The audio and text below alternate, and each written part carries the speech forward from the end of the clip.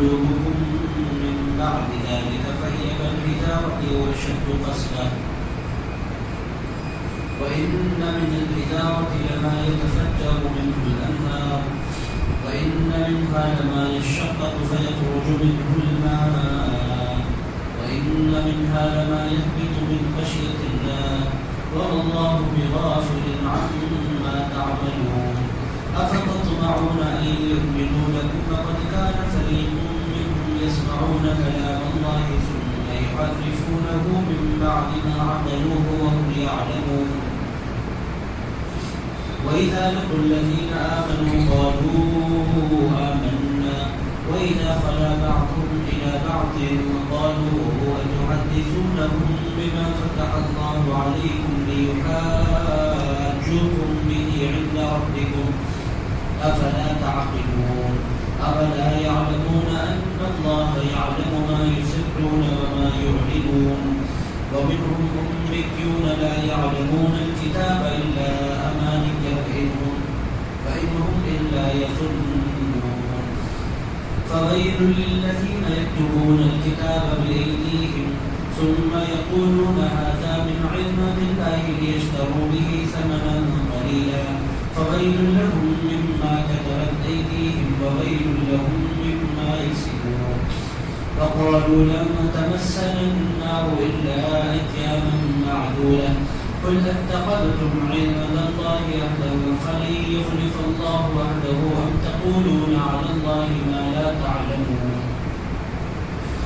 بلى من كسب سيئة وأحاطت به خطيئته فأولئك أصحاب النار هم فيها خالدون والذين آمنوا وعملوا الصالحات أولئك أصحاب الجنة هم فيها خالدون صدق الله العظيم وبلغنا رسوله النبي الأمين المتين الصادق الكريم ونحن على ذلك لمن الشاهدين والشاكرين والحمد لله رب العالمين. قال الله تبارك وتعالى في شأن حبيبه ونبيه ورسوله إن الله وملائكته يصلون على النبي يا أيها الذين آمنوا صلوا عليه وسلموا تسليما اللهم صل وسلم وبارك على حبيبك سيدنا وشفيعنا ونبينا ومولانا محمد وعلى آله وصحبه ووارث آله ومحيي كماله وابنه الكريم وولده الشريف الغوث العظيم والحمد لله رب العالمين. معزز مکرم حاضرین کرام جو اللہ دور تشریف فرمائے تھوڑا سا قریب تشریف لائیں تاکہ بات کرنے میں تھوڑا سے آسان ہو. عزیز دوستو سورۃ البقرہ کے 90 رکوع سے میں نے آیت نمبر 84 سے لے کر آیت نمبر 74 سے لے کر آیت نمبر 82 تک کی تلاوت کی میں نے ثابت حاصل کی اور اللہ تعالیٰ کے فضل و کرم سے اسی رکوع کے دوران پہلا پارہ آدھا پارہ بھی ہمارا مکمل ہونے گا. عزیز دوستو آج کے اس مبارک رکوع میں جو مضامین آنے والے ہیں تو اس کا خلاصہ میں خود میں اپنا آپ سے پیش کر دیتا ہوں. پہلے اللہ تعالیٰ نے انسان کی قلب کی کیفیات بیان فرمائی ہے. انسان کا جو دل ہے وہ ان کیفیتوں سے مالا مال ہوتا ہے. یہ بڑی کام کی چیز ہے جو اللہ تعالیٰ نے انسان کے اندر رکھی ہے جس کو دل کہتے ہیں. اس کی بڑی اہمیت ہے. انسان کے سارے وجود میں سب سے زیادہ جو امپورٹنٹ ہوتا ہے وہ دل ہوتا ہے اور سارے انبیاء اسی دل کی پاکیزگی کے لیے تشریف لاتے ہیں. عزیزان گرامی قدر اور سارے اولیاء نے اپنی اپنی خانقاہوں میں تزکیہ نفس کا ہی کام کیا ہے, دل کو پاک کرنے کا کام کیا ہے. صوفیہ کرام کا جو فوکس ہوتا ہے وہ دل پر ہوا کرتا ہے. اور عزیزان گرامی قدر ہر بندے کا جو دل ہے وہ بڑا امپورٹنٹ ہوتا ہے. اس کے پورے وجود میں دل پاک ہے تو اس کی پوری شخصیت پاک ہے, دل ناپاک ہے تو اس کی پوری شخصیت پر اس کی ناپاکی کے اثرات مرتب ہوا کرتے ہیں. تو عزیز دوستوں پہلے اس سے اللہ تعالیٰ نے دل کا حال بیان فرمایا. اس کے بعد پھر اللہ تعالیٰ نے یہودی علماء کا حال بیان فرمایا وہ کیا کرتے ہیں. پھر اس کے بعد یہودیوں میں جو جاہل لوگ ہیں ان کی کیا خرابیاں ہیں اللہ تعالیٰ نے وہ بیان فرمائی. پھر اللہ تعالیٰ نے علماء جو قرآن کتابوں میں تحریف کرتے ہیں اس کا ذکر فرمایا. پھر آخر پہ یہودیوں کا ایک کانسیپٹ تھا، اللہ تعالیٰ نے اس کا حل فرمایا، کانسیپٹ میں آپ کی خدمت میں آگے رکھوں گا۔ عزیز دوستو، سب سے پہلے جو دل کا بیان تھا اس کو سماعت فرمائے۔ اللہ تعالیٰ ارشاد فرماتا ہے ثم قست قلوبکم، پھر سخت ہو گئے تمہارے دل، من بعد ذلک، نصیحت کے دیکھنے کے باوجود بھی، فہی کالحجارۃ او اشد قسوۃ، اللہ پاک فرماتا ہے کہ وہ پتھر کی طرح سخت ہے یا اس سے بھی زیادہ سخت ہے۔ انسان کے دل کی کیفیات اللہ تعالیٰ بیان فرما رہا ہے کہ انسان کا دل، کل جلسہ تھا، بارش میں تھا، عزیز اللہ تعالیٰ نے دل کی کیفیات بیان فرمائی۔ ثم قست قلوبکم من بعد ذلک، نصیحت کے آ جانے کے بعد بھی تمہارا دل سخت ہو گیا، فہی کالحجارۃ، وہ پتھر کی طرح سخت ہے، او اشد قسوۃ، یا پتھر سے بھی زیادہ سخت ہے۔ عزیز دوستو، انسان کے دل کو اللہ تعالیٰ نے پتھر سے بھی زیادہ سخت ہونے کا بیان فرمایا۔ دل سخت ہوتا ہے، دل نرم ہوتا ہے، اور دل بہت زیادہ بھی نرم ہوتا ہے۔ دل کی نرمی کی علامت کیا ہے؟ جب کسی انسان کا دل نرم ہوتا ہے تو اس کے ظاہر ہونے کی علامت کیا ہے؟ جب بھی کسی انسان کا دل نرم ہوتا ہے اس کو رونا آتا ہے۔ عزیز رونا جو ہوتا ہے وہ صرف عورتوں کے لیے نہیں ہوتا، وہ صرف بچوں کے لیے نہیں ہوتا۔ ہم سمجھتے ہیں کہ بچے ہوتے ہیں، اور ہم یہ سمجھتے ہیں کہ خواتین ہوتی ہیں، مرد نہیں ہوتی۔ مرد بھی ہوتے ہیں، بہت ہوتے ہیں۔ وہ کب ہوتے ہیں؟ جب ان کا دل نرم ہو جاتا ہے۔ اور عزیز دل سخت ہونے کی علامت کیا ہے؟ آپ کچھ بھی بولیں، ان کا کوئی اثر نہیں ہوتا اور ان کی آنکھیں نہیں بھیگتی۔ میرے دوستو، اہل اللہ جو اولیاء اللہ ہے، ان کی آنکھیں ہمیشہ تب رہتی تھی، چھوٹی چھوٹی بات ان پر بہت زیادہ اثر کر دیتی تھی۔ اور ہمارا حال کیا ہے؟ قرآن جیسے عظیم کتاب لے کر ہم بیٹھ جاتے ہیں، مگر ہمیں رونا نہیں آتا۔ یہ وجہ کیا ہے؟ وجہ بس اتنی ہے کہ ہمارا جو دل ہے وہ سخت ہو گیا ہے۔ اور اہل اللہ کا جو دل ہوتا تھا، حضرت فاروق اعظم رضی اللہ تعالیٰ عنہ کے آبا میں تو یہاں تک آیا کہ ان کے گالوں پر باضابطہ نشان پڑ گئے تھے۔ حضرت عمر رضی اللہ تعالیٰ عنہ کے گال پر باضابطہ روز بن گئے تھے، اتنا وہ روتے تھے کہ باضابطہ روز بن گئے تھے ان کے گالوں پر، آنسو کے بہنے کے، اتنا وہ شدید رونے والے تھے۔ حضرت عثمان غنی رضی اللہ تعالیٰ عنہ کے آبا میں آتا ہے کہ جب وہ قبرستان جاتے تھے ان کی ہچکی بن جاتی تھی، کوئی اتنا روتا تھا۔ اہل اللہ بہت روتے تھے۔ بہرحال اللہ تعالیٰ نے دل کی پہلی قسم بیان فرمائی کہ وہ پتھروں کی طرح ہیں یا پتھروں سے زیادہ سخت ہیں۔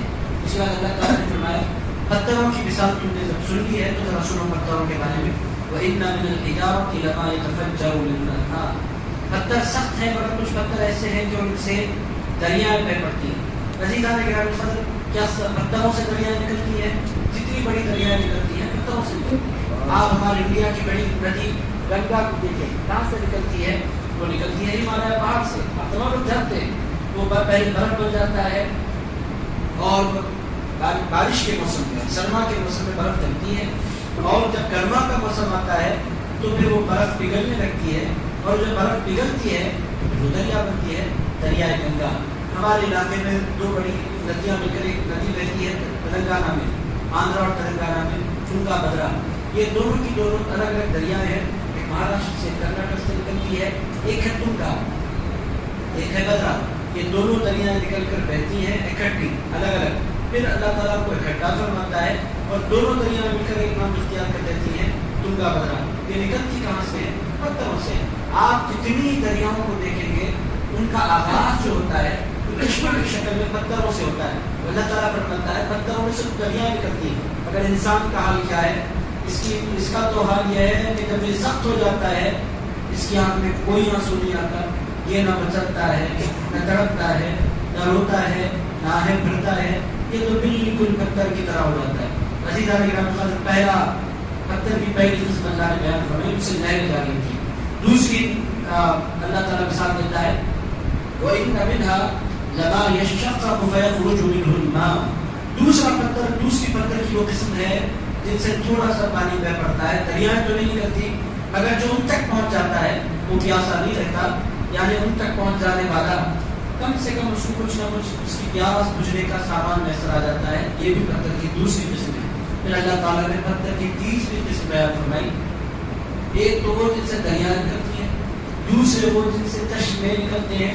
چشموں کا مطلب یہ ہے کہ وہ پانی اتنا ہوتا ہے کہ وہ بہتا تو نہیں ہے مگر وہاں تک پہنچ جانے والوں کی پیاس بجھ جاتی ہے۔ آپ لوگوں میں سے کسی نے چشمہ دیکھا نہیں دیکھا، بنی جانتا مگر عزیزان گرامی قدر اگر آپ پہاڑوں کو وزٹ کریں گے تو چشمے دیکھنے کا آپ کو موقع میسر آئے گا. آپ جیسے بہت سے لوگوں نے دیکھا بھی ہوگا زمین سے پانی نکلتا ہے, پتھر سے پانی نکلتا ہے, بہت تھوڑا ہوتا ہے اور اس سے پیاس بھی بجھ جاتی ہے اور وہ پانی بہت پاکیزہ اور پاک صاف بھی ہوا کرتا ہے.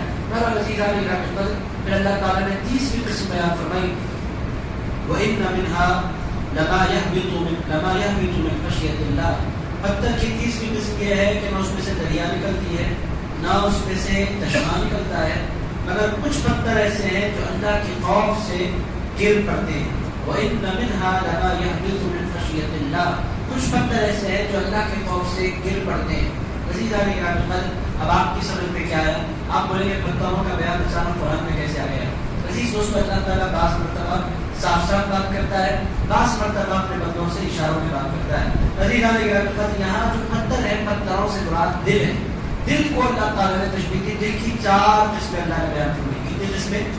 کتنی قسمیں بیان فرمائی؟ ایک دل کو جس میں سے دریائیں جاری ہوتی ہیں, ایک دل کو جس میں سے چشمے جاری ہوتے ہیں, ایک دل کو جو جس میں سے کچھ جاری نہیں ہوتا وہ گر پڑتے ہیں, ایک دل کو جو پتھروں سے بھی زیادہ سخت ہو جاتا ہے. عزیزان گرامی یہ 4 الگ الگ دل کی اللہ تعالیٰ نے قسمیں بیان فرمائی. ان سے مراد کیا ہے؟ ان سے مراد انسانوں کے دل ہے. انسانوں کے دل کی بھی یہی کیفیات ہے. ایک وہ انسان ہوتا ہے کہ اللہ کا ذکر سنتا ہے, اس پر وہ کیفیت تاری ہوتی ہے کہ وہ روتا تو نہیں ہے مگر اس کی شان کو جب سنتا ہے اور غور کرتا ہے تو سجدے میں گر پڑتا ہے اور اس کی زبان پر جاری ہو جاتا ہے سبحان ربی الاعلیٰ. یہ پہلی قسم ہے, یہ اچھے لوگوں کی. اس سے اچھا دل کون سا ہے؟ اس سے اعلیٰ دل یہ ہے کہ ان کے اندر سے چشمے نکلتے ہیں, جو ان تک پہنچ جاتا ہے وہ فیض پا کر لوٹا کرتا ہے. وہ ان تک پہنچنے والا کبھی خالی نہیں لوٹتا. انہی کو دنیا میں ہماری زبان میں پیران طریقت کہتے ہیں. طریقت کے جو پیر ہوتے ہیں ان کی صحبت میں جانے والا محروم نہیں رہتا. بعض کیسے ہیں اللہ تعالیٰ فرماتا ہے وہ رہتے کہیں ہیں مگر ان کا فیض کہیں دور دور تک پہنچ جایا کرتا ہے. ان کے دل سے نہریں جاری ہوتی ہیں. اگر آپ اس کو سمجھنا چاہتے ہیں تو غوث اعظم دستگیر کی ذات مبارک. عزیزان گرامی قدر وہ رہتے بغداد میں ہیں اور ان کا فیض پوری دنیا میں پھیلا کرتا ہے. دریائیں نکلتی ہیں ان کے دل سے فیض کی. عزیزان گرامی قدر اب آپ کو ان کو اللہ تعالیٰ یہ سب کچھ بتا رہا ہے. اب آپ فیصلہ کریں قرآن کے قاری کی حیثیت سے کہ آپ کے دل کی کیفیت کیا ہے. کیا آپ اللہ کا ذکر سن کر گر پڑتے ہیں؟ اگر یہ ہے تو اللہ کا شکر ادا کیجیے. اگر اس سے اعلیٰ درجے پر آپ ہیں کہ آنسو نکل پڑتے ہیں, پہلی کیفیت زمین میں سجدے میں گر جانا, آنسو نہیں بھی آئے بندہ سجدے میں گر جائے اپنے مولا کی تسبیح بیان کرے. اگر یہ کیفیت نہیں ہے, اس سے اعلیٰ یہ کیفیت ہے کہ انسان کی آنکھوں سے آنسو بہہ پڑے. عزیزان گرامی اس سے اعلیٰ کیفیت یہ ہے کہ انسان کی اچھلیاں بن جائیں. جو بندہ جتنا زیادہ جس بندے کا دل اللہ رب العزت کی محبت سے معمور ہوگا وہ بندہ اتنا زیادہ فیض یافتہ ہوگا. عزیزان گرامی جس بندے کو جتنی اللہ رب العزت کی خشیت نصیب ہوگی وہ بندہ اتنا زیادہ فیض یافتہ ہوگا. غریب نواز ہندوستان میں سب سے زیادہ فیض یافتہ کیوں ہے؟ اس واسطے کہ ان کے دل میں اللہ تعالیٰ نے خشیت اور نرمی رکھی تھی. عزیزان گرامی آپ مسلمان اسلام کی تبلیغ میں پیچھے کیوں ہیں؟ آپ بولیں گے نہیں ہمارے پاس مال نہیں ہے. میرے دوستو اسلام نہ کبھی مال سے پھیلا تھا نہ اب مال سے پھیل سکتا ہے. اسلام مال سے پھیلنے والا دین نہیں ہے. اسلام جو پھیلتا ہے وہ مسلمانوں کے دل کی خشیت سے پھیلا کرتا ہے, دل کی کیفیات سے پھیلا کرتا ہے. آج کیا ہو گیا ہے معذرت کے ساتھ, وہ جو اللہ کی محبت میں تڑپنے والے دل تھے, وہ رونے والی آنکھیں تھی, وہ بہت کم ہوتی چلی جا رہی. عزیزان گرامی میں نے اپنے دادی کو نانی کو دیکھا, طالب علم تھا, کچھ میں پڑھتا تو ان کو سناتا, آج میں نے یہ پڑھا قرآن مجید کا قصہ, ادھر میں شروع کرتا, ابھی میں شروع بھی نہیں کرتا وہ رونے. میں نے پوچھا میری سمجھ میں نہیں آتا تھا, میں اسٹوڈنٹ تھا, 14-15 سال کا اسٹوڈنٹ قرآن تھا, عالم پڑھ رہا تھا میں, تو میں کچھ پڑھ لیتا تو ان کو سناتا ضرور, اور جب بھی میں سناتا وہ روتی بہت, اور میری سمجھ میں یہ نہیں آتا تھا کہ اگر میں نام لیتا ہوں وہ رونا شروع کر دیتی ہے, ایسا کیوں ہے. جب میں نے قرآن پڑھا تو میری سمجھ میں آیا کہ یہ ایمان کی کیفیات ہیں کہ اللہ کا ذکر کرو تو بندہ رو پڑتا ہے, رسول اللہ کا ذکر کرو تو بندہ رو پڑتا ہے. عزیزان گرامی یہ جو کیفیات ہمارے اسلاف کو حاصل تھی وہ کیفیات اس زمانے میں بہت کم ہو گئی. آپ کی جن پہ بحث کروں, کعبہ سامنے ہوتا ہے, بہت سے لوگوں کو رونا نہیں آتا. حضور کا روضہ سامنے ہوتا ہے, بہت سے لوگوں کو رونا نہیں آتا. عزیزان گرامی ایسا کیوں ہو گیا ہے؟ کعبہ ہے اللہ کا گھر, اللہ نے مہمان بنایا ہوا ہے, بالکل کوئی کیفیت ہی نہیں. دل جب پتھر ہو جاتا ہے تو عزیز دوستوں، چاہے کعبہ آ جائے، چاہے مدینہ آ جائے، چاہے کوئی ولی آ جائے، دنیا بھر کے واقعات اس کے سامنے ہو جائیں، اس پر کوئی اثر انداز نہیں ہوتے۔ آپ کو اللہ تعالیٰ نے 4 قسم کے دل کا بیان سنایا تاکہ آپ غور کریں آپ کے ہمارے دل کی کیفیات ہیں کیا۔ اور عزیزان کرام قدر، اگر رونا نہیں آتا ہے تو اللہ رب العزت سے رونے والی آنکھیں مانگیں۔ یہ بہت بڑی دولت ہے جو کسی بھی انسان کو میسر آتی ہے اس دنیا میں کہ وہ اللہ کی محبت میں رونے والا بنے۔ اگر یہ نصیب نہیں ہے تو بندے کو اللہ سے مانگنا چاہیے کہ اے اللہ رفقت والا دل مجھے دے دے، تیری محبت میں تڑپنے والا دل مجھے دے دے۔ اور یہ رونا دنیا کے لیے نہیں ہوتا، یہ رونا اللہ کے لیے ہوتا ہے۔ اور عزیزان گرامی، رونا کس کی پہچان ہے؟ رونا عاشق کی پہچان ہے۔ عاشق جو ہوتا ہے وہ روتا بہت۔ عاشق اگر عشق آپ کو ہو جائے گا آپ روئیں گے، یہ سچے عشق کی علامت ہے، جھوٹے عشق نہیں ہوتا۔ سچی محبت جب کسی سے کسی کو ہو جائے نا تو بندہ روتا بہت ہے، آہیں بھرتا بہت ہے۔ عزیزان گرامی، تو یہ ساری کیفیات ہیں، ہم ڈیسائیڈ کر لیں کہ آپ کے ہمارے دل کا کیا ہے۔ عزیزان گرامی، اولیاء اللہ کا کام کیا تھا؟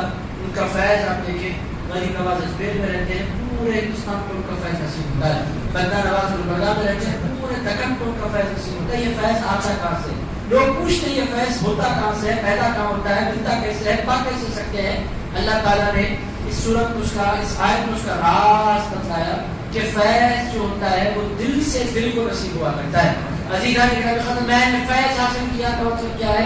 ان کے دل نے میرے دل پر توجہ فرمائی۔ رسول اللہ کرتے کیا تھے؟ اللہ تعالیٰ نے قرآن مجید میں 4-5 مقام پر ارشاد فرمایا میرے حبیب تمہارے دلوں کو پاک فرماتے ہیں، دل کو فیض لینے کے رسول اللہ لائق بنایا کرتے ہیں۔ تو عزیز دوستو، یہ انتہائی اہم سبجیکٹ ہے جس کو اللہ تعالیٰ نے ایڈریس فرمایا، اور اسلام کے علاوہ ایسے موضوعات کو کوئی اور ایڈریس نہیں کرتا۔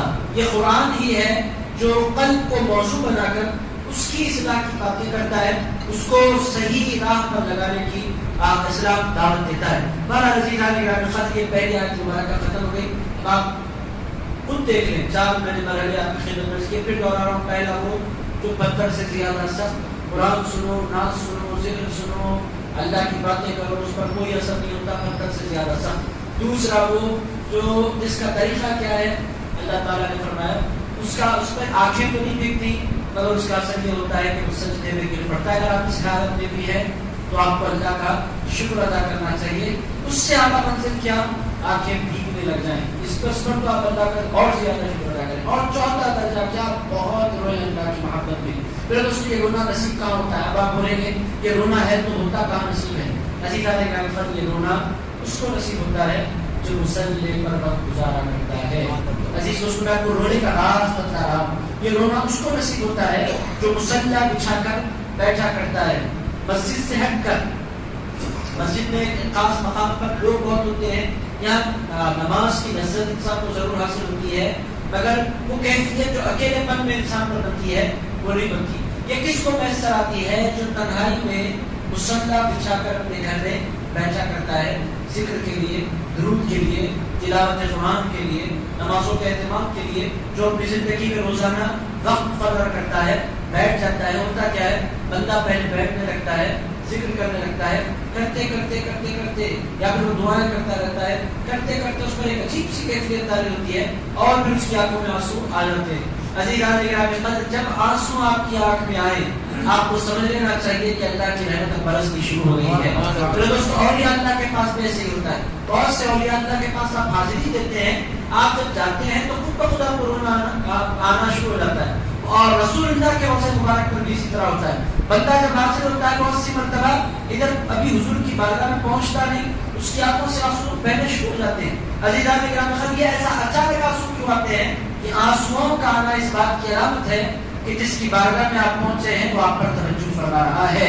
جب وہ توجہ دیتے ہیں تو خود بخود آنکھوں سے آنسو بہہ پڑتے ہیں۔ تو عزیز دوستو، اولیاء اللہ سے فیض پانے کے لیے ان کی مزارات پر حاضری دینا، وہاں جا کر ذکر کرنا اور اس وقت تک بیٹھے رہنا کہ اولیاء اللہ کی توجہ ہو جائے، یہ فیض پانے کا طریقہ ہے۔ اور اللہ رب العزت سے فیض پانے کا طریقہ کیا ہے؟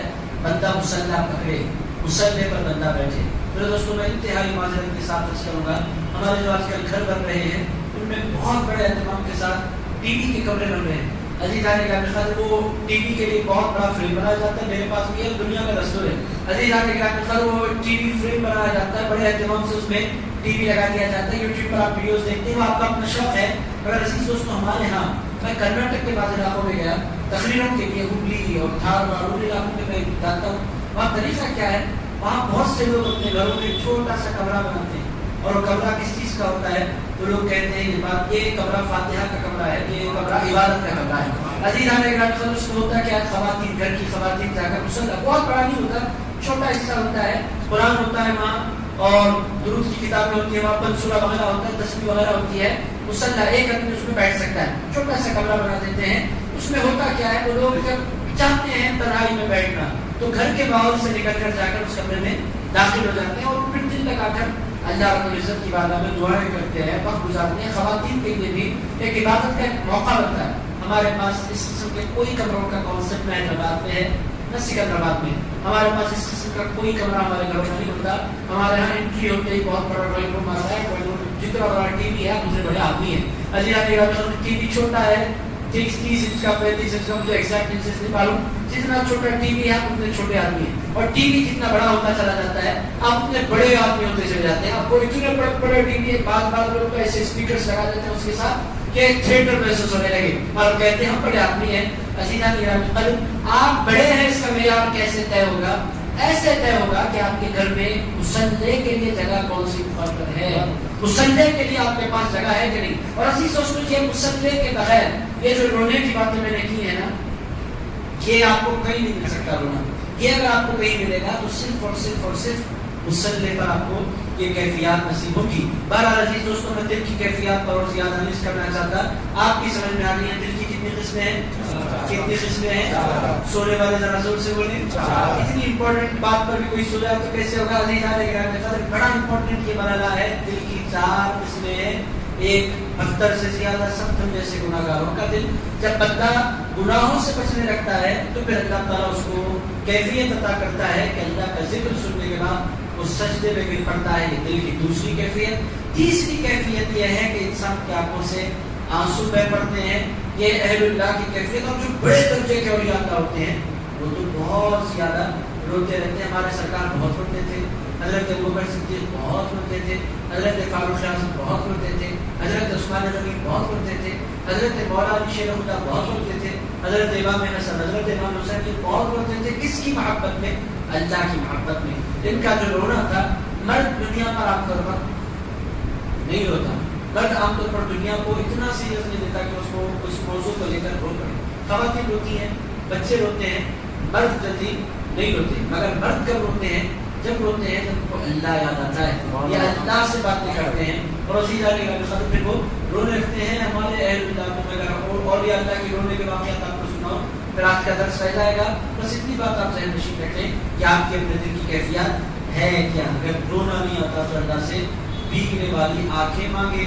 اور طریقہ بھی میں نے اپنی خدمت میں عرض کیا کہ مصلی سے اپنے رشتے کو مضبوط کریں، مصلی کو وقت دیں، مصلی پر وقت گزاریں. عزیزان گرامی قدر روزانہ کچھ ایسا وقت مقرر کریں کہ آپ اپنے اللہ سے باتیں کر سکیں، اپنے پروردگار کو اپنا ٹکڑا سنا سکیں. میں نے اپنی خدمت میں 2-4 ہفتے پہلے بھی عرض کیا تھا. وہ بزرگ جو مدینہ منورہ میں مجھے ملے پھر میں دوہرا رہا ہوں تاکہ وہ بات ذہن نشین ہو جائے. عزیزان گرامی قدر مسجد نبوی میں میں بیٹھا تھا اسی سال رمضان میں. ایک نوجوان میرے ساتھ تھے. فجر کی نماز کے بعد میں بیٹھا ہوں مسجد نبوی میں. میرے پاس بالکل ایک مختصر ایک بزرگ بیٹھے تھے، وہ ان کے شام سے تعلق رکھتے تھے. تو میں کتاب پڑھتے بیٹھا تھا. انہوں نے دیکھا کتاب کے بارے میں کچھ سوالات کیے. پھر جب میں نے ان سے پوچھا کہاں کے ہیں، انہوں نے کہا میں شام سے تعلق رکھتا ہوں، سیریا سے. میں نے کہا اس وقت کوئی اہل اللہ والے بھی ہیں جو مسجد نبوی آتے جاتے رہتے ہیں، میں ان سے ملاقات کرنا چاہتا ہوں. اگر ان کے شام کی کوئی بزرگ ہے تو آپ مجھے بتائیں. انہوں نے فرمایا آپ انتظار کیوں کریں، ابھی اس وقت مسجد نبوی میں بیٹھے. میں نے کہا کہاں بیٹھے؟ انہوں نے بتایا وہ طرف در صاحب میں بیٹھے. بالکل ہمارے پاس قریب بیٹھے تھے بزرگ. تو میں ہمارے ساتھ میں نوجوان سے کہا چلیے ملتے ہیں. 2-4 نوجوان پھر ہوئے، سارے کے سارے ان کے پاس جا کر بیٹھ گئے. حضرت کا عالم کیا تھا، ٹیک لگائے بیٹھے تھے، ہاتھ اٹھائے بیٹھے تھے اور ایسے باتیں کر رہے تھے جیسے کہ وہ پروردگار کے بالکل سامنے بیٹھے. اور بھی وہ رو رہے تھے. اور ان کا ہم گئے بھی، ان کے پاس بیٹھے بھی. میں کوئی مبالغہ نہیں کر رہا، ہمارے جانے کے 10-12 منٹ تک بھی ان کو خبر نہیں ہوئی کہ بہت سے لوگ آ کر ان کے پاس بیٹھے ہوئے ہیں، وہ گم تھے اپنی دنیا میں اور روتے جا رہے تھے اور دعا ایسے مانگ رہے تھے کہ وہ زندگی میں پہلی مرتبہ کوئی کچھ مانگ رہے ہیں، اور اس طرح مانگ رہے تھے جس طرح ایک بچہ ضدی بچہ اپنی ماں کے ساتھ ضد کیا کرتا ہے۔ عزیزان اکرام، وہ اللہ سے ایسے باتیں کرتے چلے جا رہے تھے، وہ کیفیت آج تک مجھے یاد ہے، میں آپ سے شیئر کرنا چاہتا ہوں۔ عزیزان اکرام، یہ ہوتی ہے کیفیت، یہ نصیب کب ہوتی ہے؟ جب بندہ ریگولرلی مصلی کو وقت دینے لگ جائے۔ میرے دوستو، آپ پورا زمانے ہمارے پاس سب کے لیے وقت ہے، مصلی کے لیے کوئی وقت ہمارے پاس نہیں۔ لوگ کہتے ہیں رونا نہیں آتا، رونا کہاں سے آئے گا جب آپ مصلی کو وقت ہی نہیں دیں گے؟ آپ جب وقت دیں گے مصلی کو تو پھر اللہ رب العزت فضل فرمائے گا۔ اور عزیزان اکرام، شروع کے دنوں میں یہ فضل کم ہوتا ہے، مہینوں میں ایک آدھ مرتبہ، مگر جب بندہ جم جاتا ہے استقامت کے ساتھ مصلی پر، پہلے وہ کئی دن میں کئی مہینوں میں نصیب ہوتا ہے، آگے چل کر تو یہ کیفیت انسان کی ہو جاتی ہے کہ جب بھی ذکر کرے بندہ رونے لگتا ہے، قرآن پڑھے تو بندہ رونے لگتا ہے۔ حضرت امام اعظم ابو حنیفہ، میرے دوستوں میں رونے کے واقعات بھی سنانا چاہتا ہے، ایک مثال آپ کی خدمت میں رکھتا ہوں، پھر آگے بڑھنا ہے درس بھی۔ حضرت امام اعظم ابو حنیفہ رضی اللہ تعالی عنہ کے آباد میں آیا کہ حضرت امام اعظم ابو حنیفہ عشاء کی نماز سے تشریف لائے تو امام نے سورۃ الزلزال کی تلاوت کی۔ سورۃ الزلزال، اذا زلزلت الارض زلزالها واخرجت الارض اثقالها وقال الانسان ما لها يومئذ تحدث اخبارها بان ربك اوحى لها يومئذ يصدر الناس اشتاتا ليروا اعمالهم فمن يعمل مثقال ذرة خيرا يره ومن يعمل مثقال ذرة شرا يره۔ عزیز دوستو، یہ جو آخری حصہ ہے، فمن يعمل مثقال ذرة خيرا يره ومن يعمل مثقال ذرة شرا يره، یہ آیتیں آپ بھی سنتے، میں بھی سنتا ہوں، آپ پر کوئی اثر ہوا کچھ کر۔ حضرت امام اعظم ابو حنیفہ نے اتنا حصہ سنا کہ کیفیت بدلنے لگی، نماز میں ہی آنسو بہنے شروع ہو گئے حضرت امام اعظم کے۔ اب وہ نماز مکمل کرنی تھی، عشاء کی نماز انہوں نے مکمل کی، سنتیں پڑھی، نفل پڑھی، روتے رہے، وتر پڑھی، حضرت امام اعظم ابو حنیفہ روتے رہے۔ اس کے بعد کیا ہوا؟ حضرت امام اعظم ابو حنیفہ مسجد کے کونے میں اپنی داڑھی پکڑے بیٹھے رہے، گم بیٹھے، فمن يعمل مثقال ذرة خيرا يره، جس نے ذرہ برابر نیکی کی قیامت میں اس کو دیکھے گا، ومن يعمل مثقال ذرة، ذرے کے ٹکڑے کے برابر بھی کسی نے کوئی برائی کی، شرا يره، قیامت میں وہ اس کو دیکھے گا۔ یہ پڑھتے امام اعظم، جس نے ذرہ برابر بھی گناہ کیا، قیامت میں اس کو اسکرین لگا کر دکھا دیا جائے گا، سارا میدان محشر اس منظر کو دیکھے گا کہ اس نے یہ گناہ کیا ہے۔ حضرت امام اعظم ابو حنیفہ پر وہ کیفیت طاری ہوئی، داڑھی پکڑے ہیں، بیٹھے ہیں، روتے جا رہے ہیں، ومن يعمل مثقال ذرة خيرا يره فمن يعمل مثقال ذرة خيرا يره ومن يعمل مثقال ذرة شرا يره، پڑھتے جاتے ہیں، روتے جاتے ہیں۔ مؤذن صاحب کی مسجد کے لوگ نماز پڑھنے جو آتے ہیں آتے ہیں، پڑھتے چلے جاتے ہیں، وہ کیفیت نہیں ہوتی۔ مؤذن صاحب کی بیچاروں کی ڈیوٹی ہوتی ہے، ان کو دروازے بند کرنے ہوتے ہیں، لائٹس آف کرنی ہوتی ہے۔ اس زمانے میں لائٹس نہیں تھی، چراغ تھے، تو مؤذن صاحب کو چراغ بجانا ہوتا تھا، تیل مسجد کا ویسٹ نہ ہونے پائے۔ انہوں نے کیا انتظار کیا امام کا، آدھا گھنٹہ گزر گیا، 1 گھنٹہ گزر گیا، رات کے تقریباً 10 بج گئے، مگر امام کی کیفیت تبدیل نہیں ہوئی۔ تو مؤذن صاحب نے سوچا دروازہ مجھے پھیر دینا چاہیے، سارے چراغ کھول کر کے ایک چراغ مجھے رکھ دینا چاہیے، اس میں بھی تیل بہت تھوڑا ہے، چراغ بجھے گا تو امام جاگ جائیں گے، اور چراغ جب بجھ جائے گا تو امام مسجد کا دروازہ بند کر کے چلے جائیں گے۔ مؤذن فرماتے ہیں رات کے 10 بجے میرے مسجد چھوڑی، اس نیت کے ساتھ کہ امام کو ڈسٹرب نہیں کرنا چاہیے، ان کی اپنی کیفیت ہے اور وہ رو رہے ہیں، انہیں رونے دینا چاہیے۔ مؤذن فرماتے ہیں چراغ میں تیل بہت کم تھا اور میرا یقین تھا کہ چراغ بجھ جائے گا۔ ارشاد فرماتے ہیں میں فجر کی نماز کے لیے لوٹا، اور فجر کی نماز کے لیے میں لوٹا، اور جب میں مسجد میں انٹر ہوا تو چراغ اسی حالت میں جل رہا تھا، امام اسی حالت میں بیٹھے ہوئے، اور ابھی پر وہی کیفیت تاری تھی، فمن يعمل مثقال ذرة خيرا يره ومن يعمل مثقال ذرة شرا يره۔ اور جب میں ان کے نزدیک پہنچا، انہوں نے نظر اٹھا کر میری طرف دیکھا، دیکھ کر فرمایا ابھی تم نے مسجد بند نہیں کی؟ تو میں نے کہا امام پوری رات گزر گئی ہے، پوری رات گزر گئی ہے، فجر کا وقت ہو گیا ہے۔ امام اعظم نے فرمایا اللہ گواہ ہے مجھے نہیں پتا چلا کہ رات شروع کب ہوئی اور رات ختم کب ہوئی۔ عزیز کہ ہمارے اسلاف کی کیفیات ہوتی تھی، یہ کب ہوتی ہے؟ جب بندہ کس کو وقت دے؟ مصلی کو۔ کس کو وقت دے؟ کس کو وقت دے؟ مصلی کو وقت دینا، یہ ہماری ذمہ داری ہے۔ ہم محلے کو وقت دیتے ہیں، ہم کاروبار کو وقت دیتے ہیں، ہم جاب کو وقت دیتے ہیں، ہم بیوی کو وقت دیتے ہیں، بچوں کو وقت دیتے ہیں، ہم ماں باپ کو وقت دیتے ہیں۔ ہمارے پاس اس زمانے میں جو وقت ختم ہو گیا ہے وہ مصلی मुसल्ले को वक्त देने का हमारे पास कॉन्सेप्ट खत्म होकर रह गया है। मेरे दोस्तों, मैं दर्स को आगे बढ़ाता हूँ। ये आयत मुबारक बड़ी अहम थी और फैज़ का जितना सिलसिला है इसी आयत मुबारक पर मौकूफ़ है। जो बंदा जितनी खशियत रखता है वो उतना ज़्यादा फैज़ याफ्ता बन जाता है। गौस से आज़म दस्तगीर पूरी दुनिया में सबसे ज़्यादा फैज़ याफ्ता क्यों बने? इस वास्ते कि अल्लाह की खशियत में सबसे ज़्यादा रोना उनको नसीब हुआ और वो सबसे ज़्यादा अल्लाह से डरने वाले थे और अल्लाह से मोहब्बत करने वाले थे। तो अल्लाह ताला ने उनका फैज़ पूरी दुनिया में जारी फरमा दिया। हज़रत ख्वाजा गरीब नवाज़ मुईनुद्दीन चिश्ती का फैज़ पूरे हिंदुस्तान को नसीब हो रहा है। अजमेर जाकर आप पिछले जुमा इतवार में आपकी खिदमत में नहीं था, अजमेर शरीफ में था। अजीज दोस्तों, लोग कहाँ से आते हैं?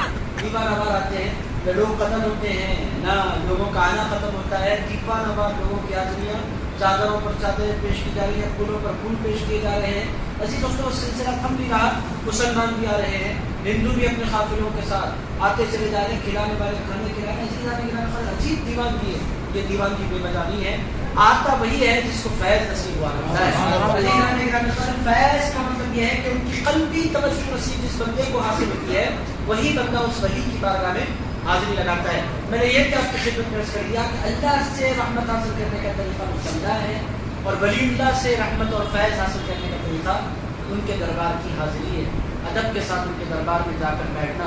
और अजीज़ दोस्तों, औलिया अल्लाह के पास में सिस्टम क्या है? जिनको वो फैज़ देना चाहते हैं उनको याद फरमाते हैं और अपने दरबार में आने की दावत दिया करते हैं और उनका कल्ब उनकी तरफ मायल होकर उनके दरबार में हाजिर किया करता है।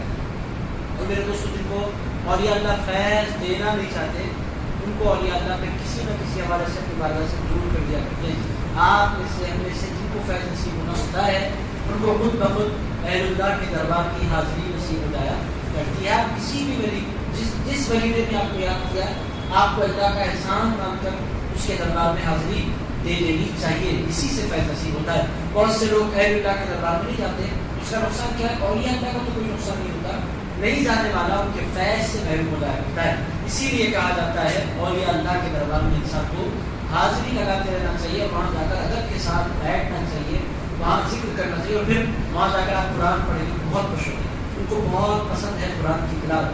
वहाँ जाकर आप दुरूद सलाम पढ़ते हैं, बहुत ज़्यादा औलिया अल्लाह में मज़ाजीब के औलिया अल्लाह है, रसूल के औलिया अल्लाह है, दीवाना है, वली है। पहचानने का तरीका क्या है? एक रास की बात मैं आपको बता रहा हूँ। अजीज़ जो मरसूम होते हैं वो दीवाने नजर आते हैं, बिल्कुल पागलों की तरह नजर आते हैं, मगर वो पागल होते नहीं, वो अल्लाह के वली होते हैं। वो पागल है या वली है, कैसे पहचाने? अजीज़ सूफिया इकराम उसका नुस्खा बयान फरमाया।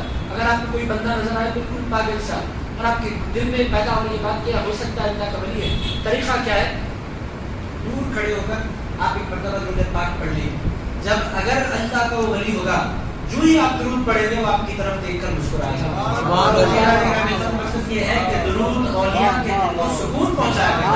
वो अगर मुस्कुरा दे तो आपको समझ लेना चाहिए पागल नहीं है, ये 100% अल्लाह का एक वली है। और और जो दीवाना होता है उसको खबर भी नहीं होती। मजलूमों की दुनिया भी अजीब होती है। अजीज दोस्तों, मैं मजलूमों की दुनिया में ले जाता है, एक आयत पर पूरा दर्स खत्म हो जाएगा और बातें औलिया अल्लाह का ऐसा उन्वान है, बातें समेटती चली जाएंगी। मैं चुके एक दो तीन आयतें और पढ़ देता हूँ। अजीज उसको आगे बढ़े। यहाँ तक जो मामला है दिल और दिल की कैफियत क्या होती हैं और दिल से फैज़ कैसे नसीब होता है, ये सारे अमाल मैंने आपकी खिदमत में रख दिए।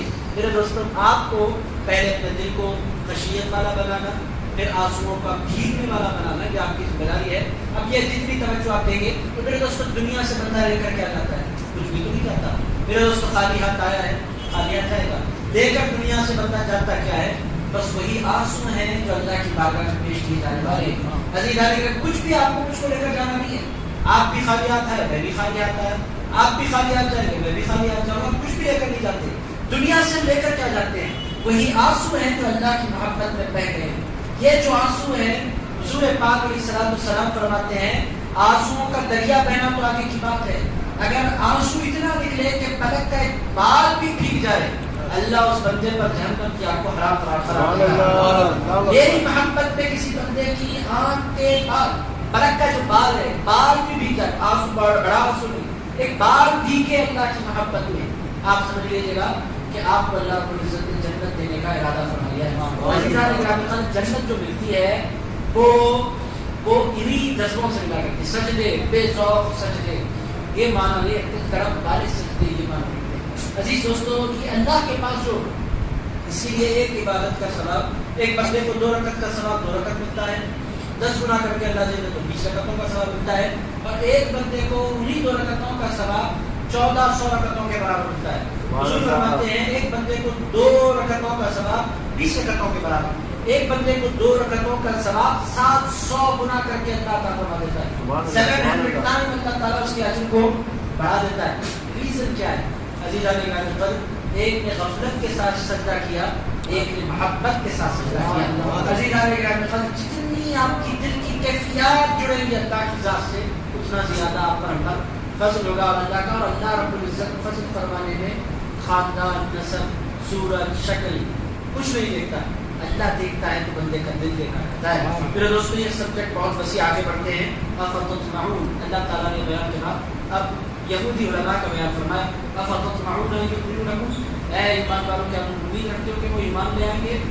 وقد کان فریق منهم، جبکہ حال یہ ہے ان کا کہ ان میں سے ایک ایسی جماعت ہے منافق یہودیوں میں ایک ایسی جماعت ہے، یسمعون کلام اللہ، وہ اللہ کا کلام سنتے ہیں، کلام اللہ کو سنتے ہیں، ثم یحرفونہ من بعد ما قالوا، پھر اس کو سمجھ لینے کے بعد، جان لینے کے بعد اس کو تبدیل کر دیتے ہیں۔ وہم یعلمون، ان کو اچھی طرح علم ہے کہ اللہ کا کلام ہے، اللہ کا کلام ہے، جاننے کے باوجود، سننے کے باوجود اس کلام کو تبدیل کر دیتے ہیں۔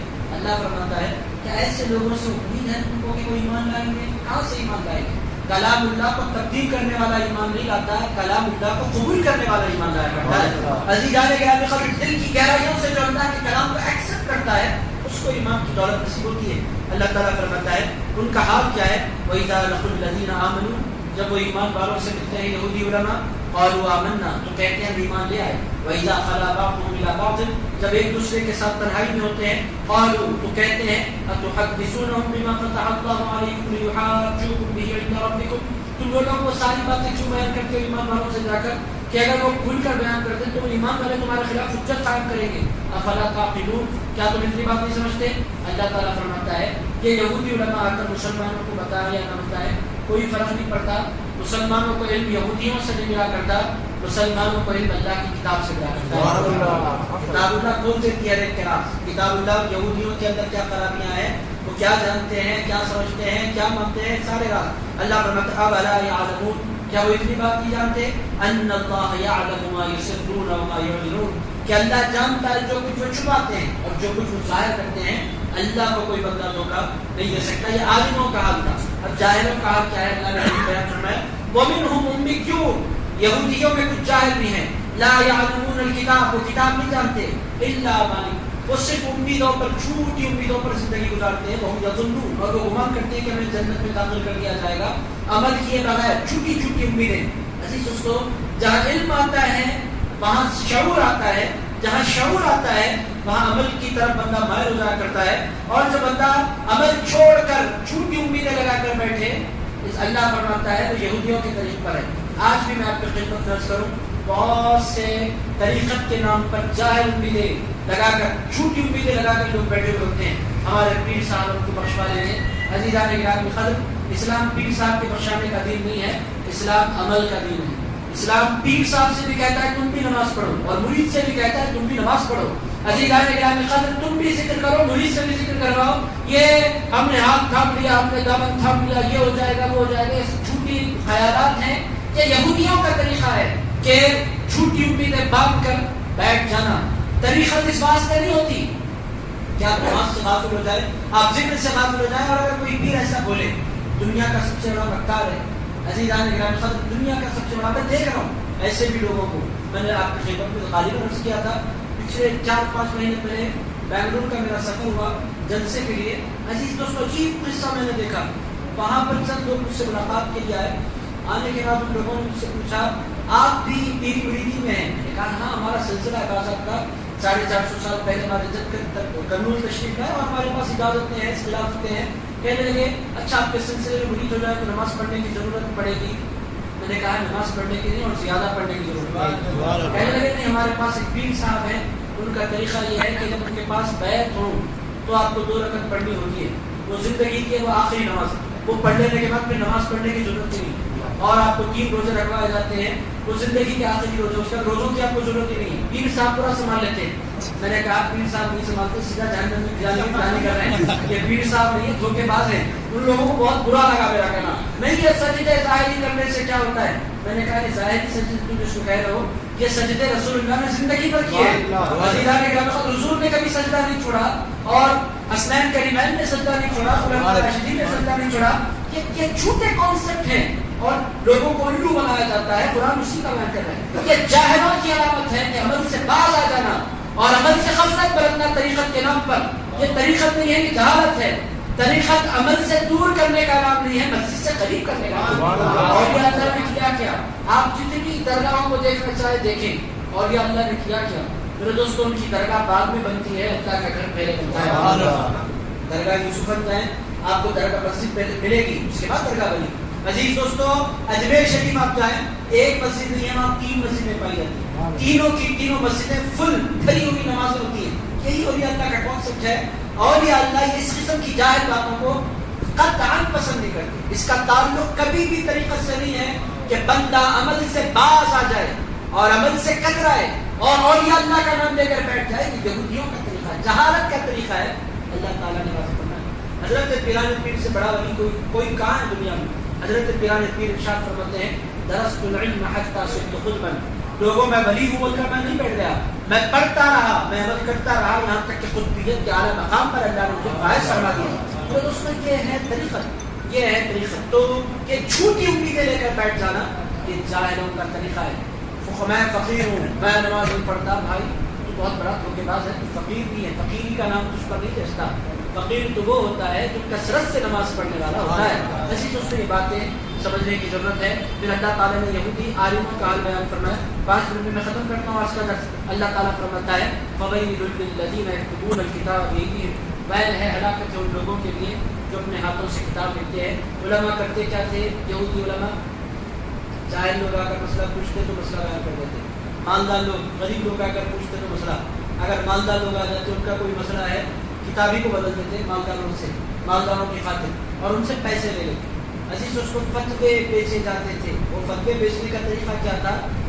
فتوے میں تبدیلی نہیں کرتے تھے، کتابی میں تبدیلی کرتے. کتاب لکھی ہوئی ہے، کتاب بدل تو قصہ ختم. اسی لیے یہودیوں کے پاس آج کوئی کتاب محفوظ نہیں ہے. کرسچنوں کے پاس کتابیں ہیں تو اس کے الگ الگ ایڈیشنز ہیں. آپ جانتے ہیں انجیل کہ کتنے ایڈیشنز آ گئے ہیں، آتے جا رہے ہیں. 70 سے زائد ایڈیشنز ان کے پاس ہیں. ہمارے پاس قصہ کیا ہے؟ اسی دوسرے اللہ کا فضل ہے امت محمد کیا پر. کتاب بدلنے کی تو آگے کی بات ہے، ترجمہ بدلنے سے مسلمان ڈرا کرتے ہیں. کچھ لوگ شرارتاً کچھ ترجمے میں گڑبڑ کر لیں تو کر لیں، مگر قرآن کے لفظ میں کوئی تبدیلی نہیں آ سکتی. امام حسین نے اپنی جان کس واسطے کی؟ قرآن کی حفاظت کی خاطر. یزید چاہتا کیا تھا؟ قرآن تبدیل کر دینا چاہتا تھا. آپ جانتے ہیں یزید نے کہا تھا کہ جمعہ کی نماز 12 ساڑھے 12 بجے جو اذان ہوتی ہے یہ بوجھ ہے اٹھ کر آنا، یہ بڑا مشکل مرحلہ، دھوپ رہتی ہے، ٹھنڈی چھاؤں میں پڑھ لینا چاہیے. جمعہ کب پڑھیں گے؟ اس نے کہا جمعہ اصل میں پڑھ لیں. زور کے بجائے اصل میں پڑھیں گے، جمعہ لوگوں کو آرام ہو جائے گا. حضرت امام حسین نے فرمایا یہ کیا بات ہوئی؟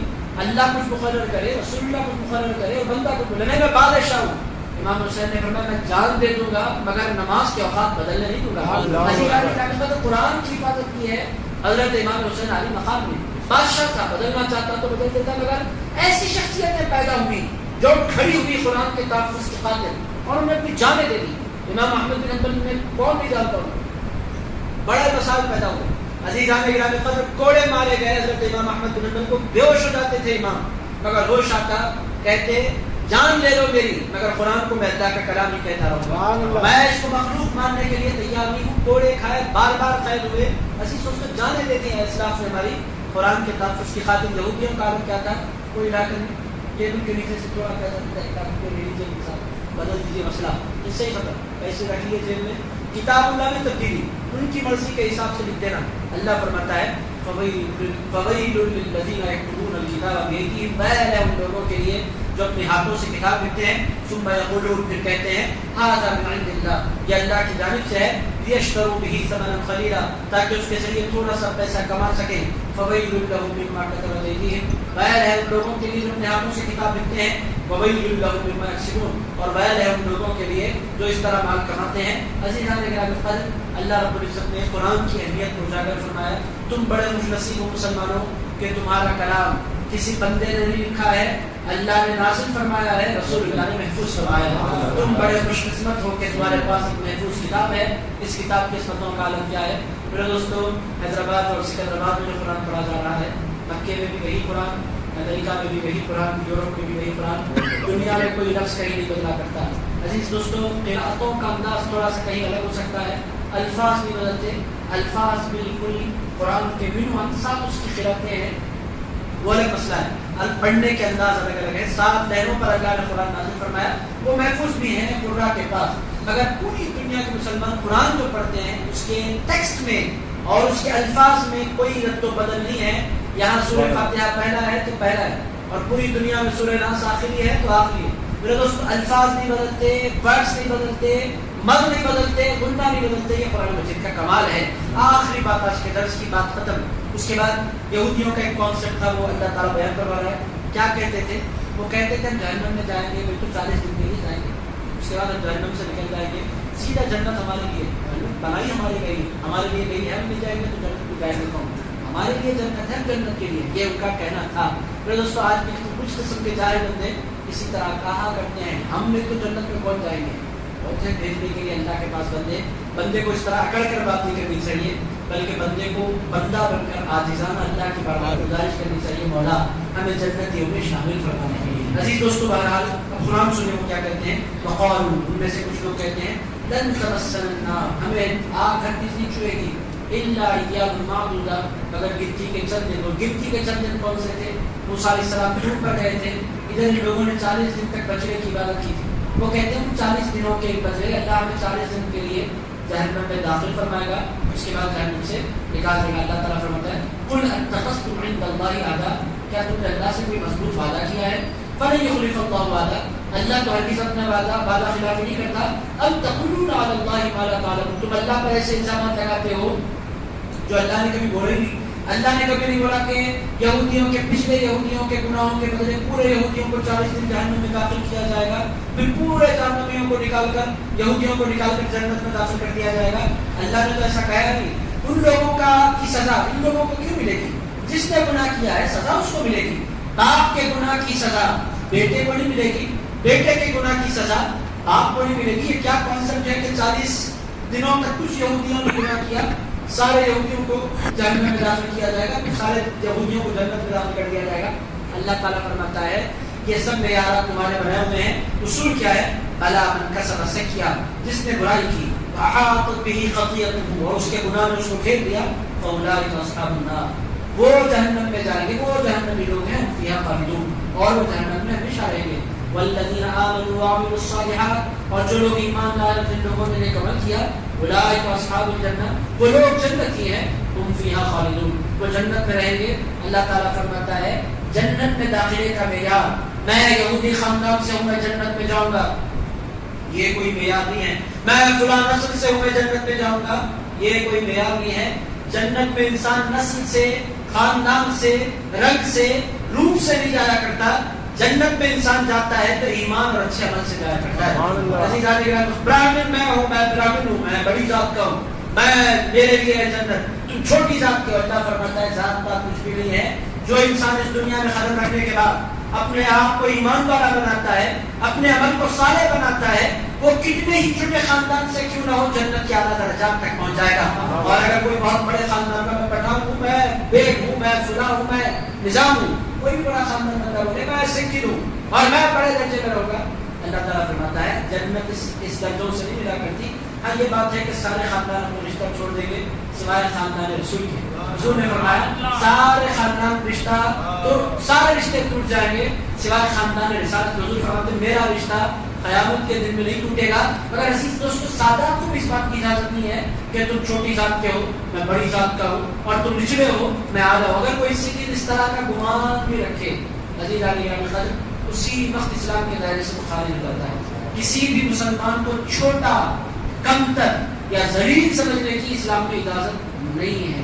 میرے دوستو یہ ہے اسلام میں میں آپ کی خدمت میں عرض کر رہا ہوں. اسلام کیا ہے؟ اسلام میں معیار خاندان نہیں ہے، اسلام میں معیار ذات پات نہیں ہے، اسلام میں معیار رنگ و نسل نہیں ہے، اسلام میں معیار بڑا گھر اور بڑی گاڑی نہیں ہے. اسلام میں معیار ہے ایمان ہے، عمل صالح. آپ اپنے آپ کو ایمان والے بنائیں، اپنے عمل کو بہتر بناتے چلے جائیں. عزیز دوستوں میں آپ کے خدمت میں آسان مثال رکھ سکتا ہوں. شیخ عبد القادر جیلانی غوث الاعظم ولیوں کے سردار ہیں. مگر عزیز دوستوں انہوں نے جن سے بیعت کی ہے حضرت ابو سعید مبارک ان کا نام، وہ سید نہیں ہے. عزیز دوستوں غیر سید کے ہاتھ پر حضرت پیران پیر غوث الاعظم مستقیم نے بیعت کی. بیعت کر کے کیا پیغام دیا؟ پیغام یہ دیا، میسیج یہ دیا کہ لوگوں بیعت کرنے کے لیے خاندان نہیں دیکھا جاتا، ایمان اور عمل دیکھا جاتا ہے. عزیزان گرامی قدر یہ ہے کانسیپٹ اسلام کا کہ اصل جو معیار انسان کا ہوتا ہے اس کے عمل سے ہوتا ہے، اس کے کیریکٹر سے ہوتا ہے. کیریکٹر لیس کتنے ہی بڑے خاندان کا کیوں نہ ہو وہ اتنی محبتوں کا مستحق نہیں ہوتا، اور کیریکٹر والا جتنے ہی چھوٹے خاندان کا کیوں نہ ہو وہ عزتوں کے لائق رہا کرتا ہے. کہ آپ سادات کی ہم بے ادبی کریں گے اگر ان کے کیریکٹر خراب ہے، حضور کی نسبت سے ہم ادب کریں گے. مگر سادات کو اس بات کی اجازت نہیں ہے کہ کسی مسلمان کو چھوٹا سمجھیں، ذلیل سمجھیں، خار سمجھیں، کمتر سمجھیں. قرآن اس کی اجازت نہیں دیتا. قرآن کہتا ہے معیار کیا ہے؟ دو چیزیں. کیا ہے معیار؟ ایمان ہے اور ایمان اور پورا بننا بولتے ایمان اور عمل صالح. یہ ہے انسان کو بنانے والا معاملہ. قرآن کہتا ہے میں وہ یہودی خاندان کا ہوں، میں وہ رسموں یہ ساری باتیں اپنے گھر میں رکھ لو.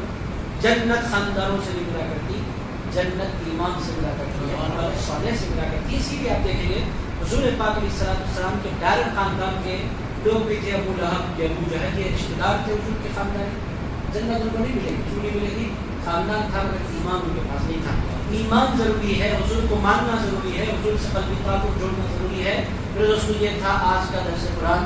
آپ نے بڑی محبتوں کے ساتھ آج کا درس قرآن سماعت فرمایا. کوئی سوالات حضرات کے ذہن میں ایک سوال آیا ہے کیا قرآن مجید کو چوما جا سکتا ہے اور اس کو سر پر رکھا جا سکتا ہے؟ تعظیم اگر کوئی بندہ اس طرح کرتا ہے تو اس کی بالکل اجازت ہے. اللہ رب العزت کے کلام کے احترام میں اگر کوئی بندہ اس طرح کرتا ہے مگر اس کے پاس ذہن نشین رکھنا چاہیے کلام صرف چوم کر رکھ دینے کی کتاب نہیں ہے. قرآن مجید پڑھنے کی کتاب ہے، سمجھنے کی کتاب ہے، غور کرنے کی کتاب ہے. عزیز دوستو اس کے بعد وہ کرنے سے پہلے بھی چومیں، آپ کرنے کے بعد بھی آپ چومیں سر پر رکھ لیں، دل میں بسائیں، بالکل اس کی گنجائش ہے سینے سے لگا کر رکھیں. ہمارے یہاں بہت ادب سکھایا جاتا ہے. عزیز دوستو پرسوں میں فیس بک پر کسی عالم کا کہاں کا انشاء نہیں کرتا کھلا کھلا کہہ رہا ہے قبلے کی دیوار کا ادب کرنا یہ اور یہ اللہ نے منفرد طریقہ نکالا ہے، قبلے کی طرف پیر کیجیے. عزیزان گرامی خدمت اور یہ اللہ نے سکھلایا یہ ادب کرنا اسلام کے مزاج میں. عزیزان گرامی خدمت قرآن کا ادب کرنا، رسول اللہ کا ادب کرنا، کعبے کا ادب کرنا یہ اسلام کا مزاج ہے. آپ بولیں گے یہ اور یہ اللہ نے سکھلایا، میں کہتا ہوں جھوٹ بول رہا ہے. اللہ تعالیٰ نے قرآن مجید میں فرمایا وَمَن يُعَظِّمْ شَعَائِرَ اللَّهِ فَإِنَّهَا مِن تَقْوَى الْقُلُوبِ. اللہ فرماتا ہے جو جس کے دل میں اللہ کی نشانیوں کی ادب ہوتا ہے وہ ایمان والا ہوتا ہے. عزیزان گرامی خدمت یہ کیا بات ہوئی؟ آج کل جو بے ادبی کی دعوت دی جا رہی ہے، بیعت کرو قبلے کی جانب، کعبے کی دیوار کا کوئی احترام نہیں ہے، قبلے کی سمت کا کوئی احترام نہیں ہے. ایسی صحبتوں سے آپ بچیے. یہ انتہائی خطرناک لوگ ہیں جو آپ کو بے ادب بنانا چاہتے ہیں اور اسلام کے دائرے سے بے ادب بنا کر دور کر دینا اور خارج کر دینا چاہتے ہیں. کوئی اور کچھ کچھ سنایا ہے کہ میلاد کا جو جلوس نکالنا ہے وہ کیسا ہے، اور نقش بنانا کعبۃ اللہ کا اور مدینہ گنبد خضرا کا وہ کیسا ہے. ایسی دوستوں جلوس تو بالکل درست ہے، جلوس میں کوئی خرابی نہیں ہے مگر وہ جلوس ادب کے ساتھ ہوتے. یہ جلوس نکالنے کا طریقہ کہاں سے شروع ہوا؟ مکہ شریف معظمہ مدینہ منورہ سے شروع ہوا. عزیز دوستوں میں آپ کتابوں میں اس کے حوالے آپ کو مل جاتے ہیں. آج کی بات نہیں، آج سے 400 سال پہلے حضرت شیخ عبدالرحمن سے دہلوی رحمۃ اللہ علیہ جو حدیث کا علم لے کر آئے انہوں نے بیان فرمایا کہ میں مکہ معظمہ میں تھا اور میں نے دیکھا کہ پورے مکے والے حضور پاک علیہ السلام کی ولادت کے دن، میلاد النبی کے دن فجر کی نماز کے بعد حضور کے اس گھر کے باہر جمع ہو گئے جس گھر میں حضور کی ولادت ہوئی. اور پھر وہاں سے وہ لوگ نکلے اور وہ لوگ حضور پر درود و سلام پڑھتے ہوئے کعبے کے شہر میں داخل ہوئے. پھر وہاں خطبہ ہوا اور حضرت امام انوار اللہ فاروقی شیخ الاسلام امام انوار اللہ فاروقی رحمۃ اللہ تعالیٰ علیہ جو کہ جامع نظامیہ کے بانی ہیں، فاؤنڈر آف جامع نظامیہ، انہوں نے بازار کا حیدرآباد کی جامع مکہ مسجد میں خطبہ میلاد النبی کا کو رواج کیا. ان سے لوگوں نے پوچھا بادشاہ سے اجازت ہے، عثمان علی بادشاہ کی حکومت تھی یا محبوب علی پاشا کی حکومت تھی، ان سے باضابطہ انہوں نے ملاقات کر کے بتایا میلاد کا دن ہے، اور میں نے مدینہ منورہ میں دیکھا ہے کہ حضور کی میلاد کی خوشی میں پورے اہل مدینہ جمع ہوتے ہیں اور خطبہ دیا جاتا ہے حضور کی شان میں۔ تو بادشاہ نے کہا آپ کیا چاہتے ہیں؟ انہوں نے کہا ہمارے شہر کی سب سے بڑی مسجد مکہ مسجد ہے، میری یہ خواہش ہے کہ مکہ مسجد میں بھی اس طرح کا اہتمام ہو۔ بادشاہ نے کہا کہ اہتمام اگر مدینے والوں کا ہے تو بہت اچھا ہے، وہی کام حیدرآباد میں بھی کریں گے۔ تو عزیزان گرامی، میلاد کے جلوس بھی مکے مدینے والوں کا طریقہ، میلاد کا خطبہ بھی مکے مدینے والوں کا طریقہ، مکے مدینے والوں کا مطلب اہل سنت کا طریقہ۔ اور اب حکومت بدل گئی، آج آپ بولے کہ آج نہیں ہے نا، تو عزیزان گرامی آج حکومت ہماری نہیں ہے، حالات بدل گئے۔ اس زمانے میں جب اہل سنت کا دورہ تھا تو پھر یہ سارے کام عام ہوتے تھے۔ تو بالکل میلاد کا جلوس بھی ہو سکتا ہے، ہونا چاہیے، تاکہ لوگوں کو پتہ چلے کہ یہ دن عام دنوں کی طرح نہیں ہے، یہ دن وہ دن ہے جس میں ہمارے حضور تشریف لائے۔ اور عزیزان گرامی مسلمانوں کے اتحاد کا بھی مظاہرہ ہوتا ہے۔ اب اس میں کچھ خرابیاں پیدا ہو رہی ہیں جن کی طرف ابھی محترم نے توجہ دلائی۔ عزیز دوستوں، کوئی بھی کام حضور کے نام پر ہو تو حضور بہت بااخلاق، حضور کے غلام بھی اخلاق والے ہونے چاہیے۔ ہمارے ہاں ہو کیا رہا ہے، میلاد کے جلوس کے نام پر آپ کے پاس نہیں ہوتا، ہمارے ہاں اول سٹی نام تشریف لائے، اتنا ہنگامہ ہے، اتنی بے ادبیاں لوگ کر رہے ہیں، عرش لگا کر، گالیاں بگا کر، سائلنسر نکال کر، گاڑیاں اچھال کر، کیا ہو رہا ہے؟ حضور کا میلاد منایا جا رہا ہے۔ عزیزان گرامی، اگر آپ انسانوں کو تکلیف دیں گے تو آپ حضور کے عاشق نہیں بن سکتے۔ حضور کا غلام تکلیف دینے والا نہیں ہوتا، راحت پہنچانے والا ہوتا ہے۔ عزیز دوستو، حضور نے راحت پہنچائی ہے، میلاد منانا چاہیے، مگر ان ڈسپلن کے ساتھ جس میں باقی ادب ہو۔ کعبہ معظمہ کا فریم بنا کر یا مدینہ منورہ کا نقشہ بنا کر گلیوں میں پھول پھیرنا، یہ اس کو کوئی کانسیپٹ بے نظر میں جس میں دنیا جیسا کیا ہے کیوں بنایا جاتا ہے؟ بہتر ہے اعتراض کریں، جلوس نکالنا ہے تو ادب کے ساتھ نکالیں، نہیں تو نہیں نکالنا ہے تو ادب کو مروج رکھ کر نکالیں۔ اس کے لیے سوسائٹی کے بڑے لوگوں کو آگے بڑھنا ہوگا، بزرگوں کو جن کی دنیا سنتی ہے ان کو آگے بڑھ کر ڈسپلن بنانا ہوگا۔ فائدہ ڈسپلن کے ساتھ اگر کوئی بندہ جلوس نکالے تو ایک فائدہ میں آپ کی خدمت پیش کرتا ہوں۔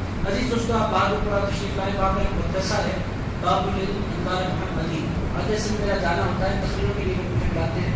ایک مرتبہ آج 6 سال پہلے ان لوگوں نے جلوس نکالا، بہادر پورہ سے جلوس نکلا اور وہ فتح دروازہ تک پہنچا۔ فتح دروازے کے باہر، مندر کے باہر ایک بندہ بیٹھ کر وہ جلوس کا منظر دیکھ رہا تھا، اس کو بہت اچھا لگا۔ سارے بچے کرتے پیجامے پہنے اور درود و سلام پڑھتے ہوئے جا رہے، اس کو منظر اس کو اتنا بھایا، مندر کے باہر بیٹھا تھا، اٹھ کر جلوس میں آ گیا۔ جلوس کے پیچھے چلتے چلتے چلتے چلتے پھر برف کے ان کا وہ جلوس مدرسے کو آیا، مدرسے کو جلوس پہنچا۔ پہنچنے کے بعد اس بندے نے پوچھا کہ جلوس آپ لوگوں نے نکالا کیوں اور مقصد کیا ہے، یہ اہتمام کیوں ہے؟ لوگوں نے کہا یہ جلوس ہم نے ہمارے حضور کی یاد میں نکالا ہے، یہ اللہ کے رسول ہیں اور ان کی میلاد منا رہے ہیں، میلاد سیلیبریشن ہے جو ہم منا رہے ہیں۔ انہوں نے کہا اتنا ڈسپلن آپ لوگوں کے پاس ہوتا ہے؟ کہنے لگے یہ اخلاق ہم نے اپنی کتابوں سے نہیں سیکھے، یہ اخلاق ہم کو رسول اللہ نے سکھلائے ہیں۔ اس بندے نے کہا اتنا ڈسپلن جس قوم میں ہوتا ہے وہ قوم جھوٹی نہیں ہو سکتی۔ ہم نے اپنی قوم کو بھی دیکھا ہے، ہمارے یہاں بھی جب جلوس ہوتا ہے لوگ ناچتے گاتے ہیں، چیختے چلاتے ہیں، ساؤنڈ لگاتے ہیں اور لوگوں کو تکلیفیں دیتے ہیں۔ آپ لوگوں نے اتنے ڈسپلن کے ساتھ جلوس نکالا، یہ منظر مجھے اچھا دکھا، کیا میں بھی اس مذہب میں داخل ہو سکتا ہوں؟ علی لالی کا وہ جو مول صاحب تھے انہوں نے کہا بالکل بھائی آپ کا تو ہمارے پاس استقبال ہے۔ اس نے کہا اس جلوس کو دیکھ کر میں مان گیا ہوں کہ رسول اللہ سچے ہیں، میں مسلمان ہوا ہوں۔ عزیز اس کی حیدرآباد میں ہوا، یہ ہونا چاہیے جلوس کا ڈسپلن۔ اگر ڈسپلن کے ساتھ نکال سکتے ہیں تو ضرور نکالنا چاہیے۔ ڈسپلن اگر آپ مینٹین نہیں کر سکتے، آپ کو یقین ہے کہ بچے ہاتھ سے نکل جائیں گے، تو جلوس نہیں نکالنا چاہیے، اس سے اسلام کا بدنام ہوتا ہے۔ اور اگر آپ ادب کے ساتھ نکالیں تو لوگ اسلام کی طرف مائل ہوتے ہیں۔ بہرحال یہ جلوس کے بارے میں بات کوئی اور سنا کر بات کر کوشش کیجیے، اللہ سے محبت کرنے والا دل اور بھیگی ہوئی آنکھیں مانگا کیجیے۔ اللہ رب العزت کی بارگاہ میں دعا کرتا ہوں، اے پاک پروردگار آج کے ہمارے درس کو اپنی بارگاہ میں قبول فرما۔ اے اللہ کہنے سننے میں کوئی خطا ہو تو اپنے فضل سے معاف فرما۔ اے اللہ ہم تمام کو تجھ سے محبت کرنے والا دل عطا فرما۔ اے اللہ ہم تمام کو تیری محبت میں رونے والی آنکھیں نصیب فرما۔ اے اللہ ہم تمام کو اپنے گھروں میں مصلی پر وقت گزارنے کی توفیق عطا فرما۔ اے اللہ تنہائی مصلی پر بیٹھنے والا بنا، تجھ سے باتیں کرنے والا بنا، تیرے پاکیزہ کلام کی تلاوت کرنے والا بنا، قرآن مجید میں غور و فکر کرنے والا بنا۔ اے اللہ مصلی پر بیٹھ کر تیرے حبیب پر درود و سلام پڑھنے کی توفیق عطا فرما۔ اے پاک پروردگار ہم تمام کو قرآن مجید سے سچا تعلق نصیب فرما دے، قرآن مجید سے گہرا تعلق نصیب فرما دے۔ ناز اس مبارک مجلس کو اپنی بارگاہ میں قبول فرما. صلی اللہ تعالی علی خیر خلقہ سیدنا و مولانا محمد وعلی آلہ وصحبہ اجمعین والحمد للہ.